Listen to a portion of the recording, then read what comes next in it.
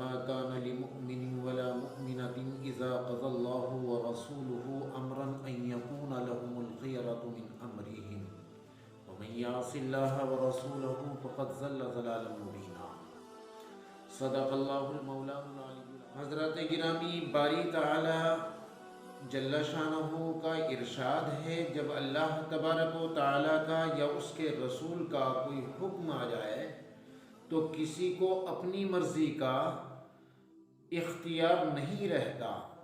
وَمَن يَعْصِ اللَّهَ وَرَسُولَهُ فَقَدْ ضَلَّ ضَلَالًا مُبِينًا، اور اس کے بعد بھی اگر کوئی نافرمانی کرے گا، اپنا اختیار سے کوئی عمل کرے گا یا اللہ اور رسول کے حکم کے خلاف اپنی رائے کو پیش کر کے اس کے اوپر عمل کرے گا تو وہ بہت بڑا گمراہ ہے، کھلی ہوئی گمراہی کے اندر مبتلا ہے۔ میں اس آیت کی وضاحت ایک واقعے سے کرتا ہوں۔ آپ نے نام نامی سنا ہوگا محمود غزنوی کا۔ اس کا ایک غلام تھا ایاز۔ ایاز بوڑھا تھا، لوگوں کو اعتراض ہونا شروع ہوا کہ ہمارے بادشاہ جو ہیں ایاز کو ہٹاتے ہی نہیں، ہمارے نوجوانوں کو موقع ملے بادشاہ کی خدمت کرنے کا۔ یہ چیمی گوئیاں چل رہی تھی، یہ چیز بادشاہ کے کانوں تک بھی پہنچی۔ ایک روز بادشاہ نے دربار کے اندر یہ اعلان کیا کہ ایاز کی جگہ اگر آپ لوگ کسی کو چاہتے ہو تو اپنے کسی آدمی کو ہمارے سامنے پیش کرو۔ ایک روز ایسا ہوا کہ لوگ اپنے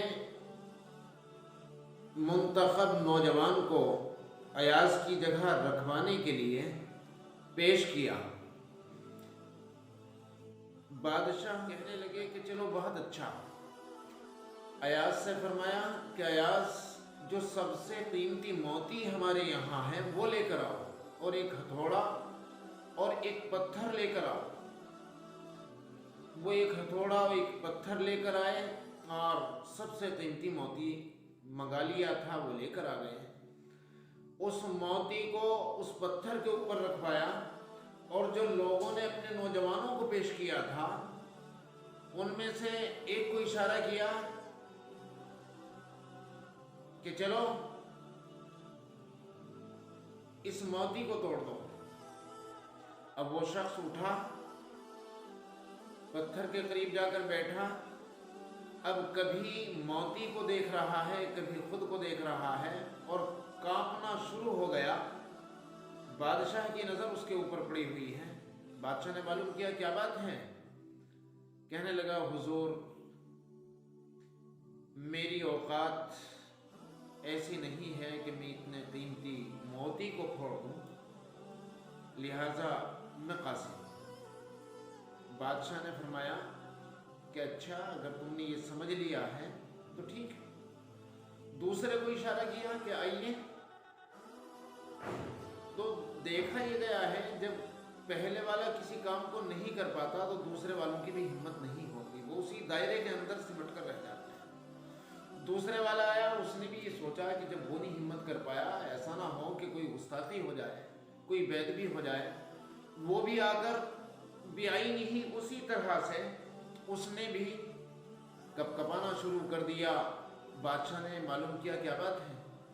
کہنے لگا حضور، میں کہاں، اور یہ اتنا قیمتی آپ کا موتی، میری اوقات نہیں ہے کہ میں اس کو پھوڑ دوں۔ بادشاہ نے کہا بہت اچھا، اگر تم نے یہ سمجھ لیا ہے، تم عاجز ہو، کوئی بات نہیں۔ تیسرے کو بلایا گیا، اسی طرح سے تقریباً 5-7 لوگ پیش کیے گئے، اور سب بھی آئی نہیں اسی طریقے سے اس دائرے سے باہر نہیں جا سکے۔ اس کے بعد بادشاہ نے ایاز کو کہا، ایاز چلو، تم چلو۔ ایاز آئے، آ کر بیٹھے، فوراً ہتھوڑا لیا، اور جیسے ہی ایاز نے اٹھایا ہتھوڑا پتھر کے اوپر مارنے کے لیے، اچھا کہنا ٹھہرو، تم اپنی اوقات جانتے ہو؟ اس پتھر کی، اس موتی کی قیمت جانتے ہو؟ تم نے یہ جرت کیسے کی؟ کہنے لگا یاس کہ حضور میں اپنی اوقات سے بخوبی واقف ہوں اور اس قیمتی موتی کی اس کی قیمت سے بھی بے انتہا واقف ہوں، لیکن حضور میری یہ جرت نہیں تھی، بلکہ میرے سامنے اس جیسے سینکڑوں اور لاکھوں موتی قربان، اس جیسے سینکڑوں موتیوں کی قیمت میرے آقا کے حکم کے سامنے کوئی معنی نہیں رکھتی۔ بس یہ سننا تھا۔ بادشاہ نے کھڑے ہو کر گلے سے لگا لیا، سارے نادم ہوئے۔ تو دوستو عزیزو، ایک بندہ جو اپنے بادشاہ کو اپنا آقا سمجھ رہا ہے، اس نے یہ بتا دیا کہ ایک بندے کے نزدیک، یعنی ایک غلام کے نزدیک آقا کے حکموں کی کیا قیمت ہوتی ہے۔ اللہ تبارک و تعالیٰ تو خالق و مالک ہیں، وہ تو ہمارے سب کے آقا ہیں، یہ حق تو ان کا ہے کہ کتنا ہی بڑا نقصان ہو جائے، کتنی ہی نقصانات سے، ضرر سے گزرنا پڑ جائے، لیکن آقا کا حکم نہ ٹوٹ پائے۔ یہی بندگی ہے، اسی کا نام بندگی ہے۔ جسے فضول سمجھ کر بجھا دیا تم نے، وہی چراغ جلاؤ تو روشنی ہوگی۔ آخر دعوانا